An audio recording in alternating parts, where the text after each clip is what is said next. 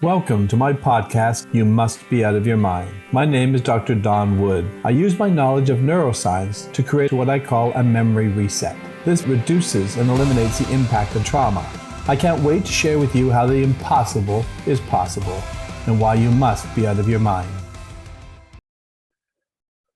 Well, welcome to another podcast of You Must Be Out of Your Mind. And as you know, my name is Dr. Don Wood, and I'm your host. And I usually try to bring in some really exciting guests that tie in with what we do with the Inspired Performance Institute. And today I have an amazing guest that I think is going to really relate to everybody that we talk to. Her name is Vienna Pharaon.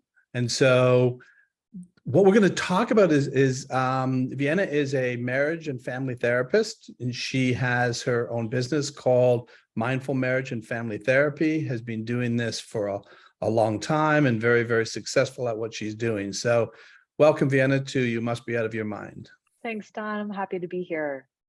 Well, I'm so glad you're here because this has a lot to do with people that we're talking to and what we do. So can you maybe give a quick little description of what you do and how you help people?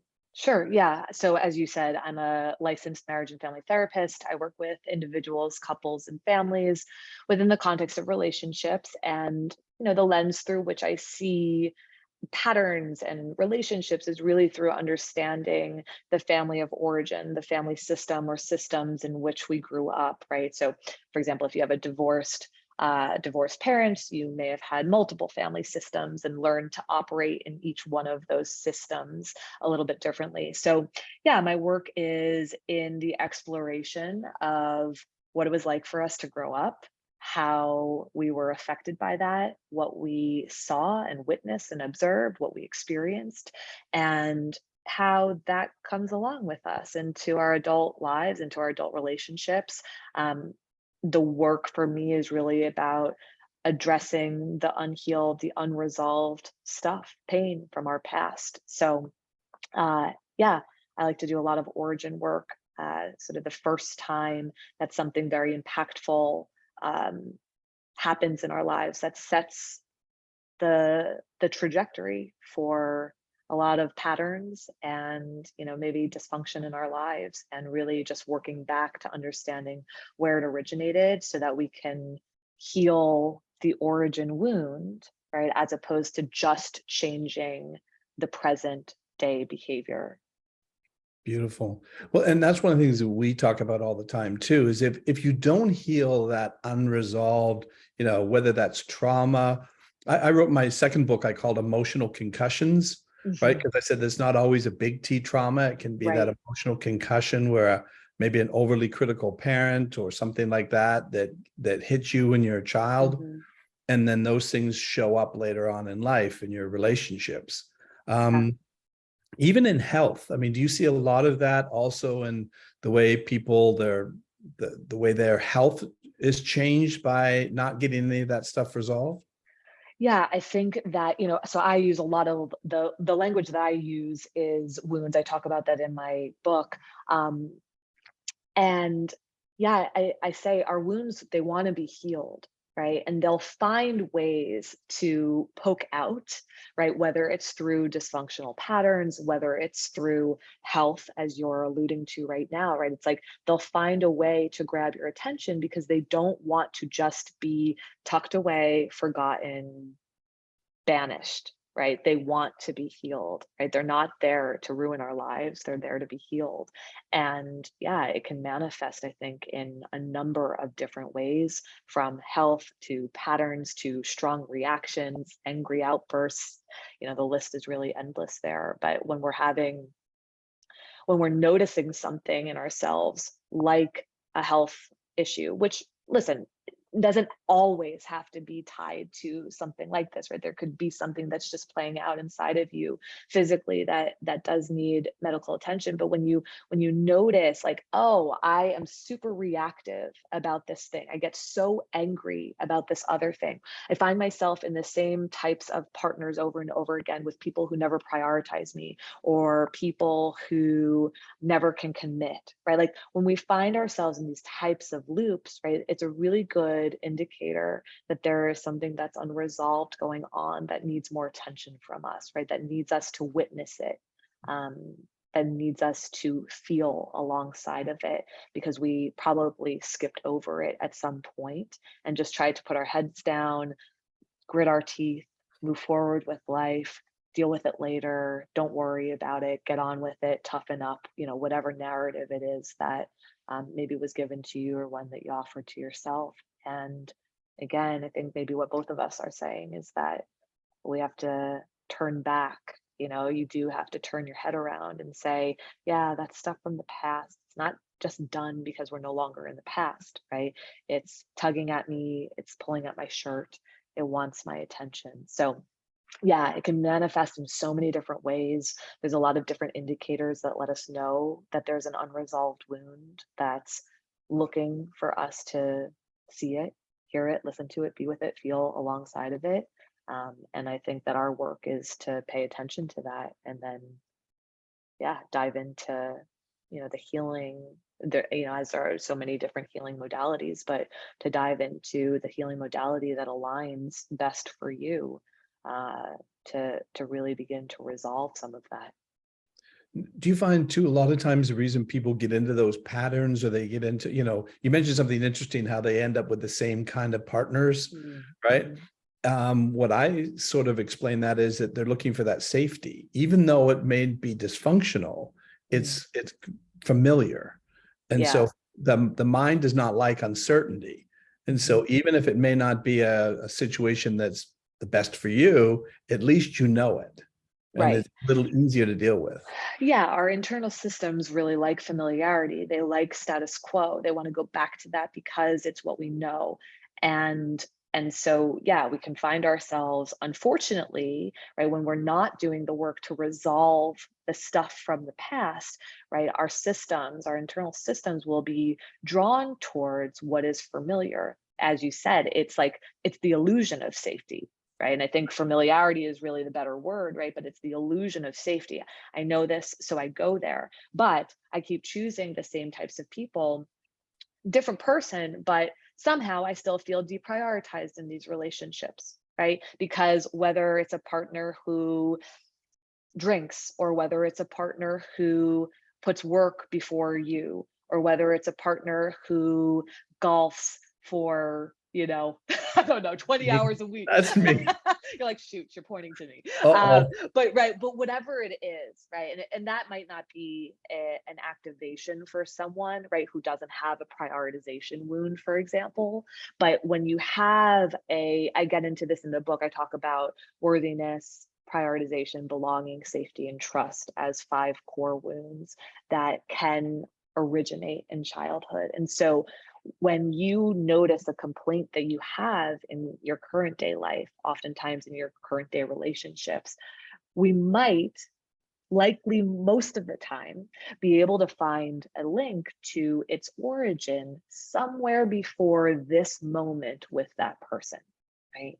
And so if you notice that you keep choosing the same types of people, or the complaint that you have of different partners sounds very similar to the last, right? Even if the content itself is not exactly the same, then there's a little bell that's being rung there that says, ooh, maybe there is a wound. Maybe you didn't feel prioritized in your childhood, right? Maybe other things were more important to you. Maybe you felt that way. And so instead of us begging, pleading, screaming, crying, trying to get our partner to just prioritize us and make us important, right? Sometimes that work is about going back to really connecting to that origin wound that set it in motion in the first place.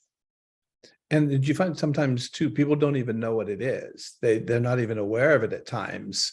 And Right. until you sit down and you can start reviewing it with them, it's almost like a revelation that they never connected that up to, it could be just an event that Right. happened in their life. We see that all the time. Yeah, right. I think sometimes there are, cyclical things. There might be ever-present things that we feel in childhood.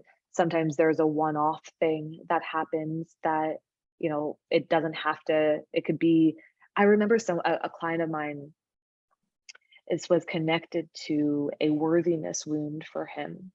He shared that in 5th grade, a girl that he liked, a girl that he had a crush on, had said, "Oh, I would like you if you were taller." Mhm. And I remember him, just sitting there like, this is just this tiny little sentence, right?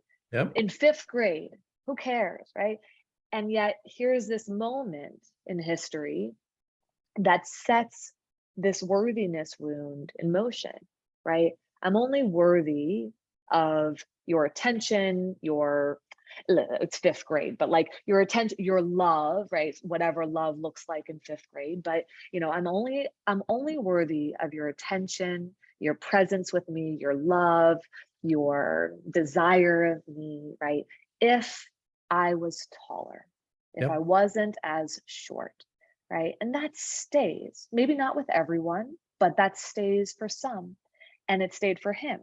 And it's really tied to the way that he navigates dating present day, right? I need to be friends with anybody who could potentially be a partner of mine for a long time before we move into that romantic space. Because if we're friends, then they're more likely to overlook the fact that I'm shorter. Interesting. Yeah. Okay. Yeah, Right. just those little things. Even with the best of intentions, a parent can do That's it. something. Yeah. Yeah, I had a lady, same kind of thing. She said, "Oh, I never really had any trauma." And then Mhm. as we started talking, I said, "Any kind of an event that you can remember that?" And she was talking Mhm. about in church. She says, "I was 6 and I was talking, and my grandmother took out her hairbrush and hit me on the head and said, 'Stop talking, you're in church.'" And now the waterworks started, and she goes, "I lost my voice that day. I just realized that. I never stand up for myself." Yeah. But she had Yeah. never connected that. Yeah. Right. So, oftentimes we can find a moment or that sort of ever present, parent who is a workaholic, who will stay up late working on their computer, doing the things that they knew, they're always traveling for work, whatever it is. And again, whether it's intentional, unintentional, meant to do harm, not meant to do harm, right? A lot of the time is not meant to do harm. It's just the effect that it had, right? And I think a lot of times when I'm working with people, they're like, my parents did the best that they could, my caretakers did the best that they could, right? We have this resistance a lot of times to, the idea that you might be throwing somebody you love under the bus, right? That, you want to hold them in some type of high regard. What I say about this work is, it's not about throwing people under the bus. This isn't about, oh, look at all of the ways that you've failed me, and look at all the ways in which you destroyed my life. This is about calling the thing. This is about naming what was. We don't have to minimize it or maximize it. We can't distort it. We have to be able to name what was so that we can work with it. And so, that's one of the big resistances that people have, is to say, parents, caretakers, they can mean well and they can disappoint, right? They can mean well and they can hurt.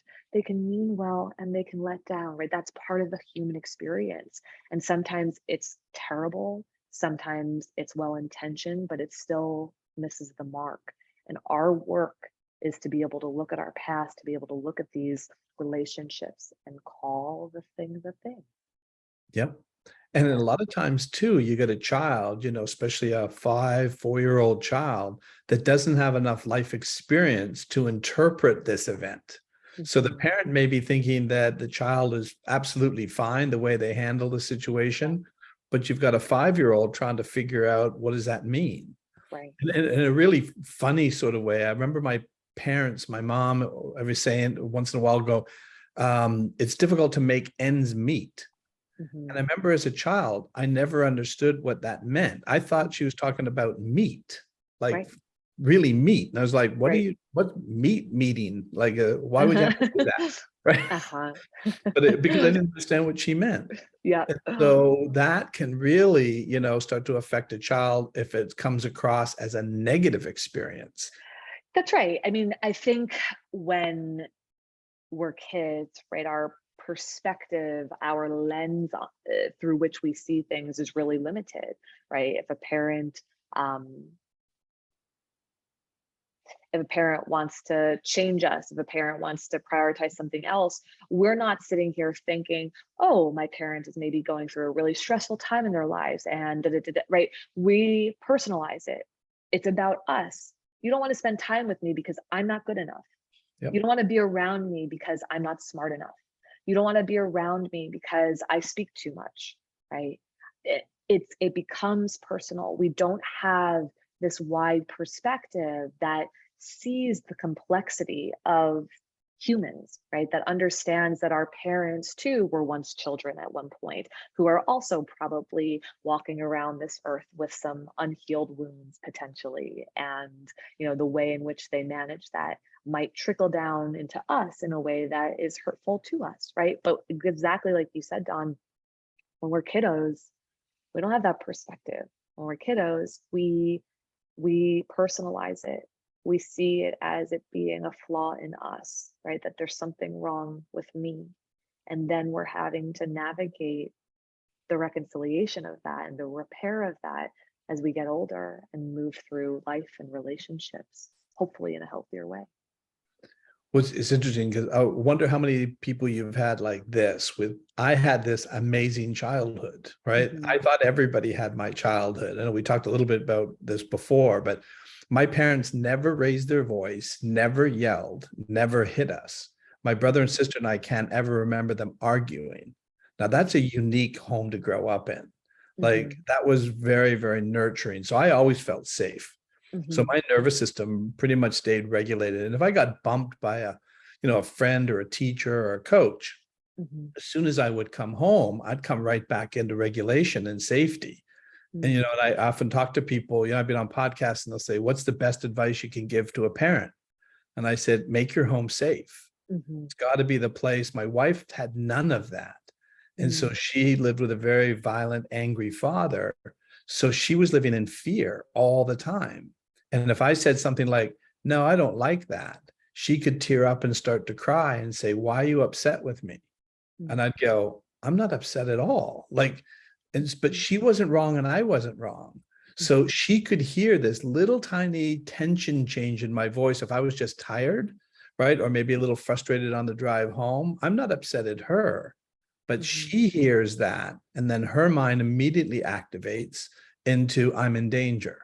Mm-hmm. And then she starts to, start to feel like, what do I have to do to get away from this danger, even though she's not in danger? And a lot of people don't understand that. They'll just say, well, I'm very emotional, right? Well, there's a reason why. So for me, I think that had a big effect on my health over my entire life. It had I've been healthy all my life. Even living in Florida 30 years, never get to the doctor because I don't get sick. Mm-hmm. And I believe that came from very early in my life, having my nervous system stay regulated.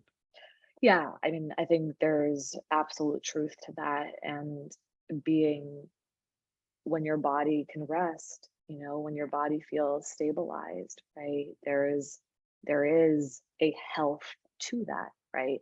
And a lot of times we think emotional health, mental health, physical health, right? All of those things, but the interconnectedness of that all, right, makes a whole heck of a lot of sense.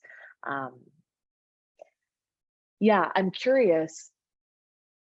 Not to, I'm turning the tables here, Dawn. Okay, good. Awesome. Because I'm curious about in your relationship with your wife, to have grown up in a family system where there was no fighting, there was no arguing, you never really saw anyone upset. In many ways, I imagine that communicates like this is how we operate, right? This is how we do things, this is how we stay. We don't really leave from this space, right? We don't deviate from calm, kind connection with each other, kind communication with each other.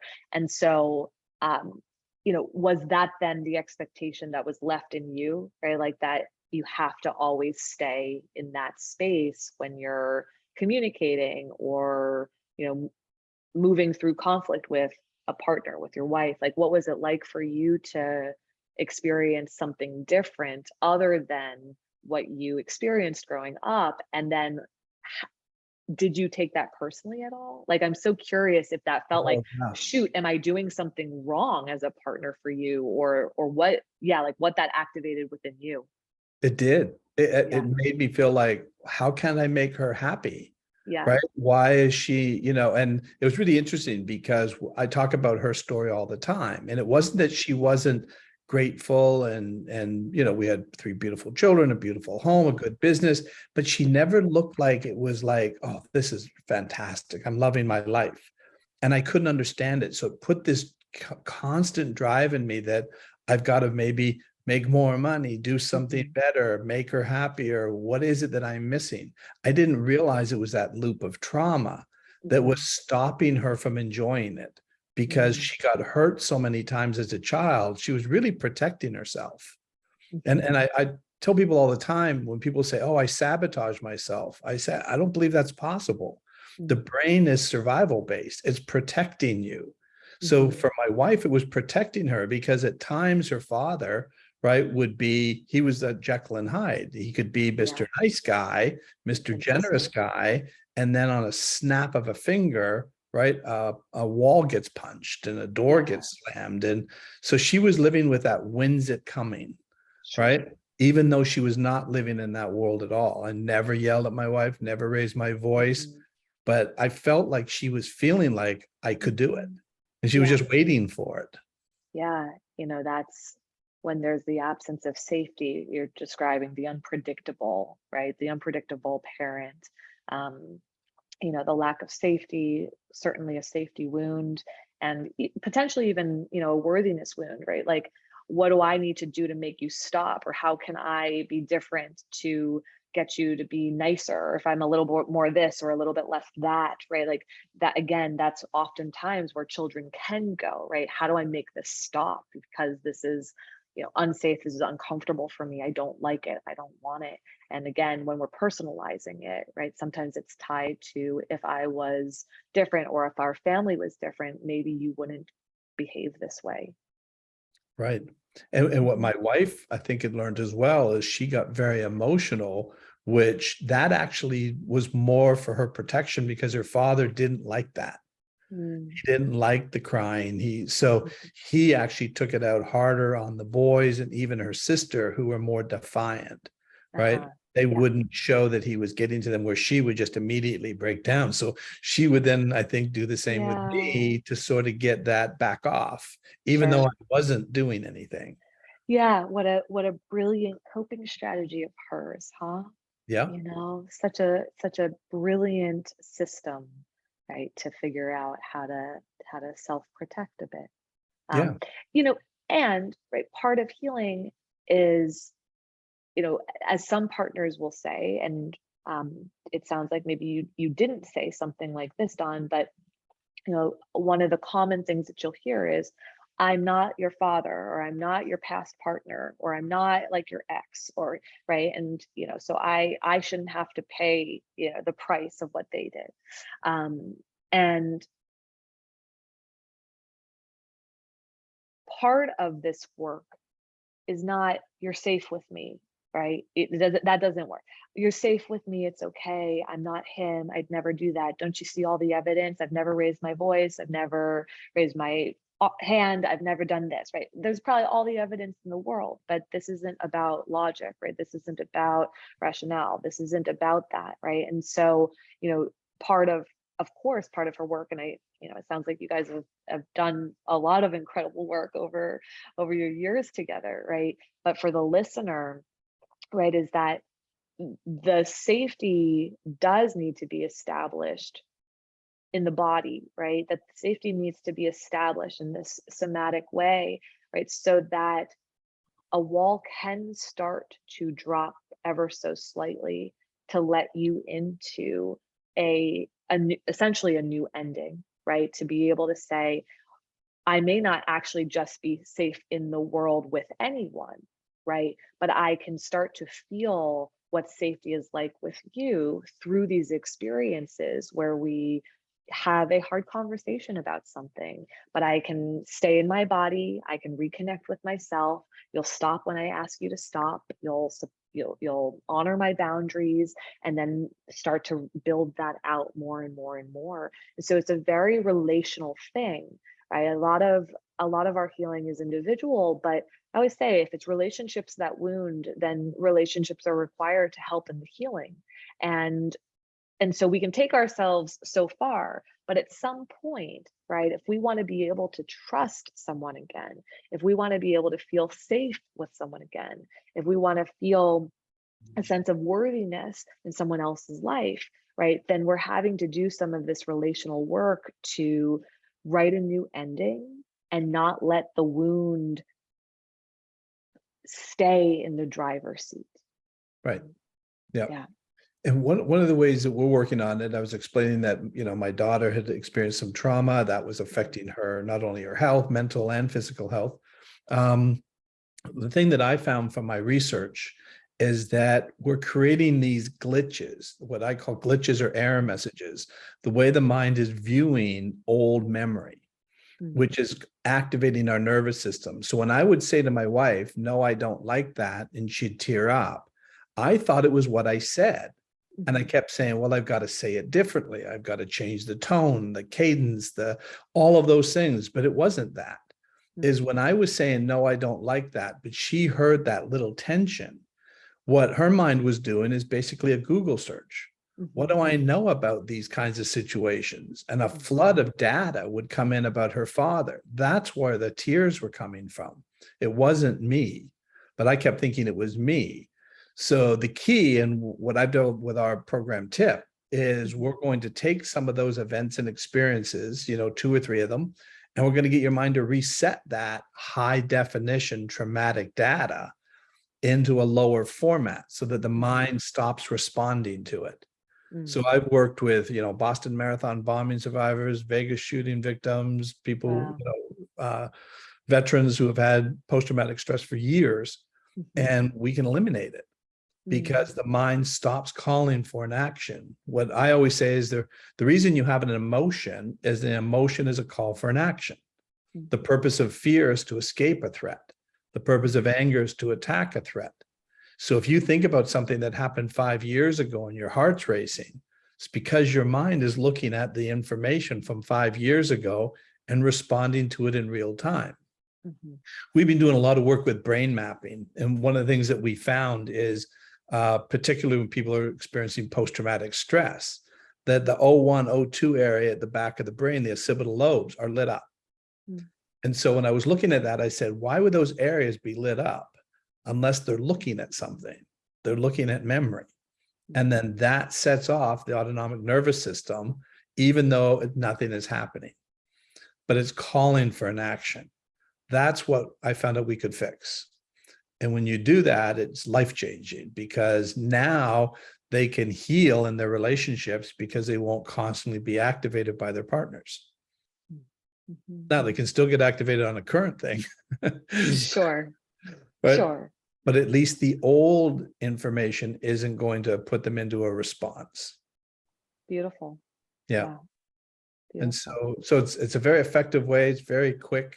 We can do that, in a very short period of time. We did a brain map study sort of showing how much of the brain can actually change. So we did from 15-year-olds up to 60-year-olds with a whole bunch of different things from depression, anxiety, panic attacks. And we got an average of a 46% change in brain plasticity. Wow. Which is amazing. Significant. Yeah. And the thing that was fascinating is it wasn't just in the limbic area. We actually got a lot of changes in the frontal lobe, which was fascinating, which shows it's the entire brain that's responding, right? So that logical, reasonable part of our brain, right, that knows we're not in danger, but we still respond. It's the limbic system that's actually responding because of the memory loop, the trauma loop. Right. Right. Yeah. Well, it sounds like you're doing incredible work with people. Yeah. And I love what you're doing because it's the same thing. It's healing that wound, understanding that you've got to get back to that. So what kinds of things are you seeing most in your type of work? Yeah.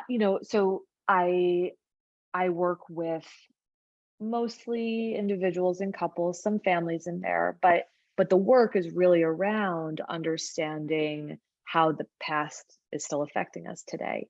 And so very relational. I talk about 5 core wounds in the book: worthiness, belonging, prioritization, safety, and trust. And certainly, of course, our wounds are not limited to those 5. But, and as I was sitting down to write this book, I was really finding that most things could really fall under one of those categories, right? And so in the book, I talk about how, if you notice, oh, I want to feel worthy, I want to feel like a priority, I want to feel like I belong, I want to trust, I want to feel safe, right? Whatever it is that stands out to you there. And for some of us, you would be like, I have no clue. I have no clue where to start. None of that feels like anything to me. The book really helps guide us in seeing some of the pain from our past that does need to be resolved. And what I would say is that in my work, most of the time people fall into, one of those categories. Again, I don't like to put people in boxes. I don't think that that's how we operate in this world. But, when I was writing about worthiness, I was like, I want to wonder if every single one of us has some level of a worthiness wound. It's like, I don't know if any of us get out of this life without a little bit of a worthiness wound. And certainly for some of us, it's much bigger than others. But I think every single one of us at some point in life can struggle with feeling worthy, deserving of something, right? Sure. And so, yeah, I dive into those wounds, and then I dive into how that can play out in, the breakdown of boundaries, the breakdown in communication, the breakdown in conflict, um, and some of the patterns that we find ourselves in there. It's no wonder that we often partner with people who rub up against our wounds a bit, Hmm. right? Yep. Um, I I was recently saying to someone, in deep, intimate relationships, our wounds are going to get exacerbated, no matter what. Yep. But there's a difference between the folks who come in and just poke and prod at our wounds and leave us to pick up the pieces versus those who rub up against our wounds and then participate in the healing, right? You're a really good example of that because you're someone who realized, uh-oh, there's a wound that's being rubbed up against, but I love you. I care about you. I want to understand this more. I'm invested in this. I want to see what's going on here, right? That latter path, right? That's the beauty. We're not going to get out of this life, right, without wounds being rubbed up against. I say you can't avoid your way to healing, right? Yep. It Yep. doesn't mean that we don't use discernment. That doesn't mean that we don't use judgment. That doesn't mean, hey, throw yourself in the flames and just, take the bullets. It means, of course, we pick and choose and we're really careful about with whom we share things and, what we reveal to others, but you can't avoid your way to healing, right? Your wounds have to be touched in order for us to walk ourselves to different endings, to different outcomes, to a new story that is very different than the one you've probably held your entire life, right? I'm not safe to, oh, I can be safe with some people, right? Like, what a beautiful offering that is. I'm just using your wife as an example, right? I'm not safe in this world Right. to, I know that I'm safe with my partner, Don.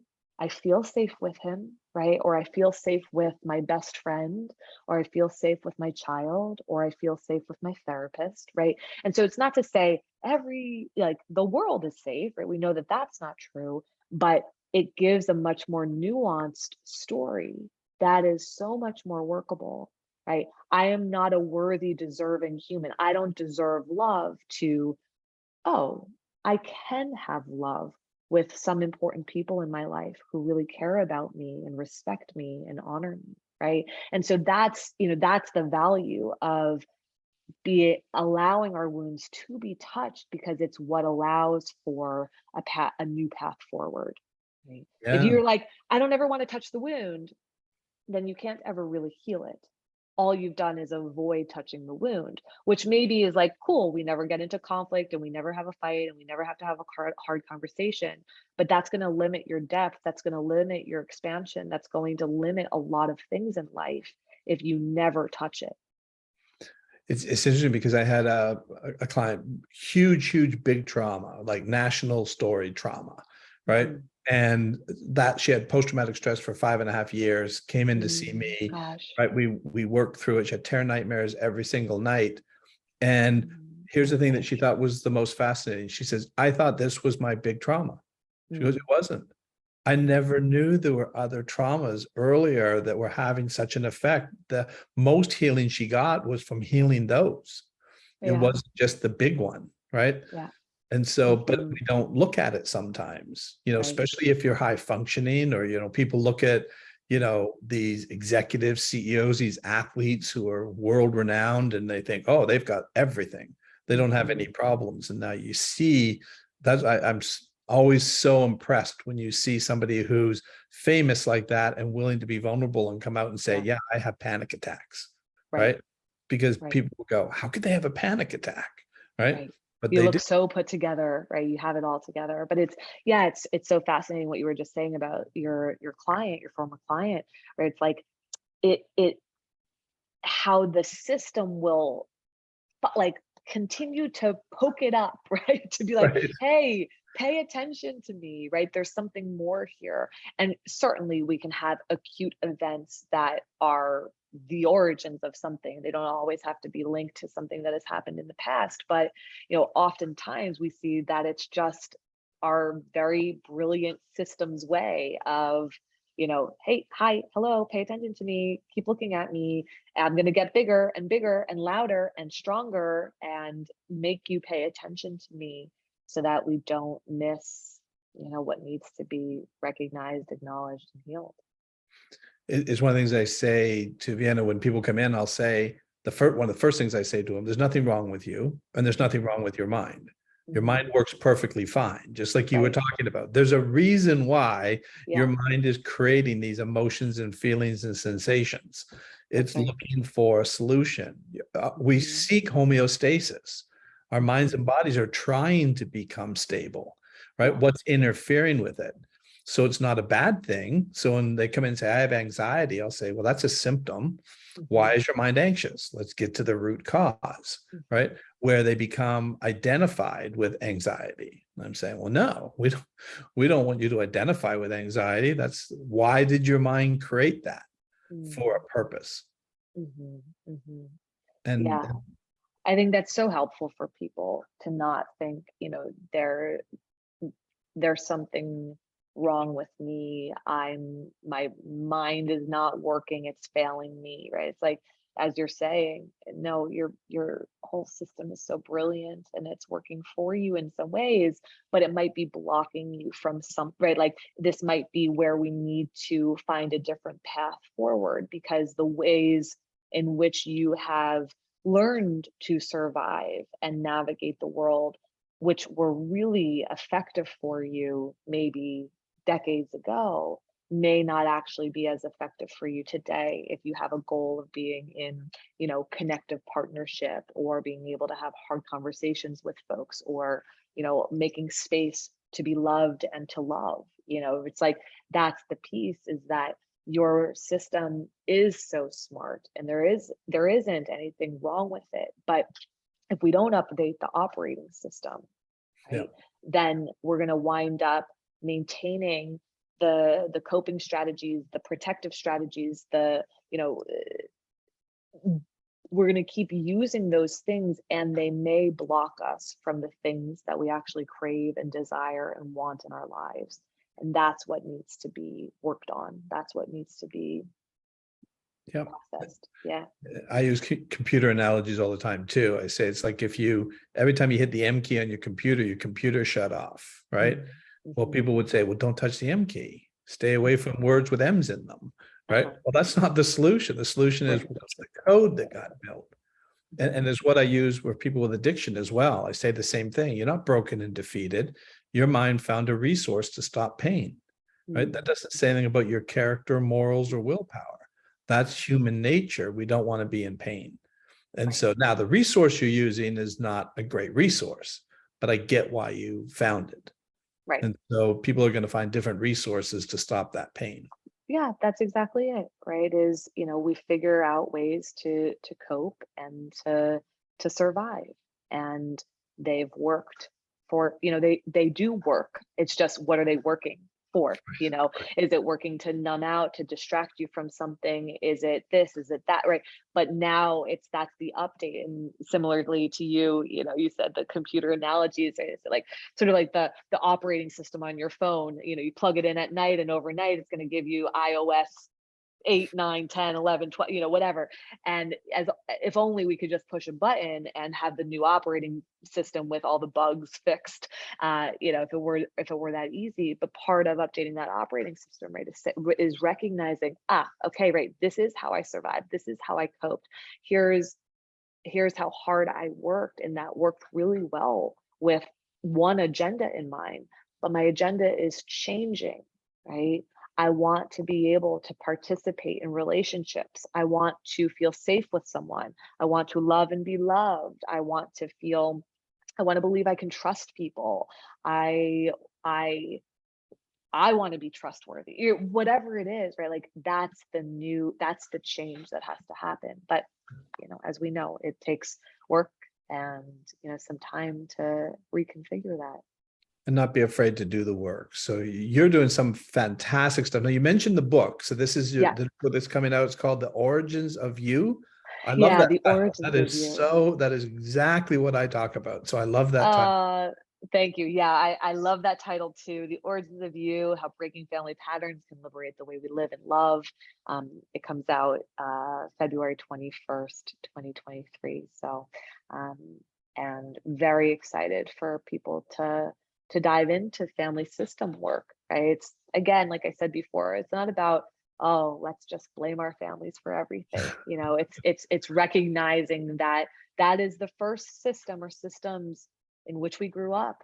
Our families are, the template for everything until something else comes in and offers a new template. They're the template for what love is, how communication is, how we fight or don't fight, how we set boundaries, how we relate to money, religion, education, literally everything, right? They're the template for it. They tell us that this is how you do life. This is how you move through life. This is what it means to be a little boy or a little girl, or this is how we as a family do things, right? There's rules, there's expectations, right? And so we are adapting to fit into a family system and navigate the world that way. And so they're our template, right? They're our first idea of all the things.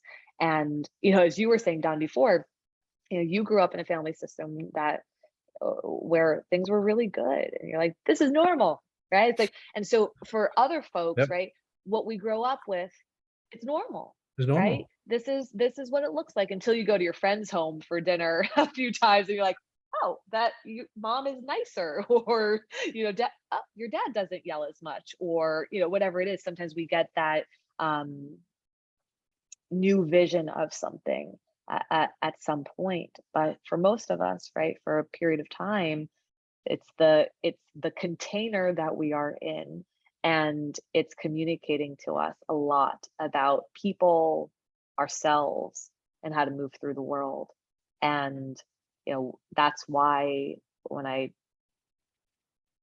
took on writing the origins of you, I want to give people a pathway to exploring this space without it being, oh, we're gonna blame them for everything. That's not the focus, right? It's to be able to say, hey, this is how we grew up, and that set the tone for some things in your life, and it probably set the tone for some things in your life that you'd like to change today.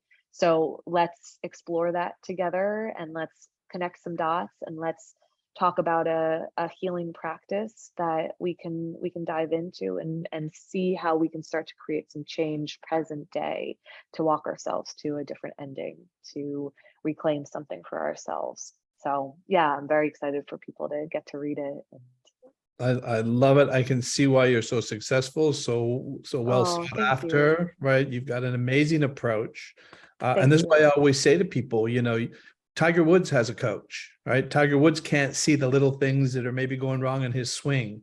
And just by Mhm. sitting down with someone like you, Vienna, they can maybe discover some things that they just never knew were missing or creating some of the patterns in their life, right? And it sounds like you're That's doing right. fabulous job. I can't believe this time's flown by so fast. We could probably talk for another 4 hours on this whole That's right. subject. Yeah, that's right. Though you don't know what you don't know, right? And you can't see what you also don't want to see.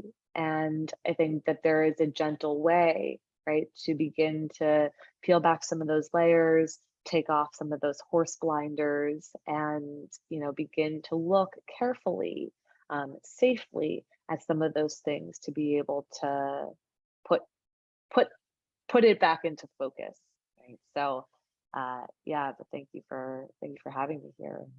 Well, I really enjoyed it. I'm sure we'll have another follow-up at some point as well, especially maybe when the book comes out. We'd Great. love to promote that because I think that's something that people should definitely read and learn from. So how else can people get in touch with you if they would like to see you or connect with you? Yeah. One of the best ways is on Instagram at mindful MFT, as in marriage family therapy. My website is newyorkcouplescounseling.com. But pretty much in those places, you can find everything that's going on with me, and workshops, retreats, whatever offerings are happening there. So, yeah, hope everyone will follow along.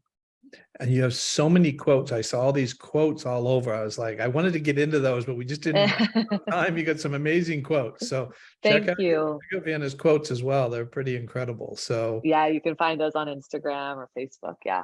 yeah, I love those. So Thanks, Don. thank you so much, Vienna, for your time. And thank you again for listening to another podcast of You Must Be Out of Your Mind.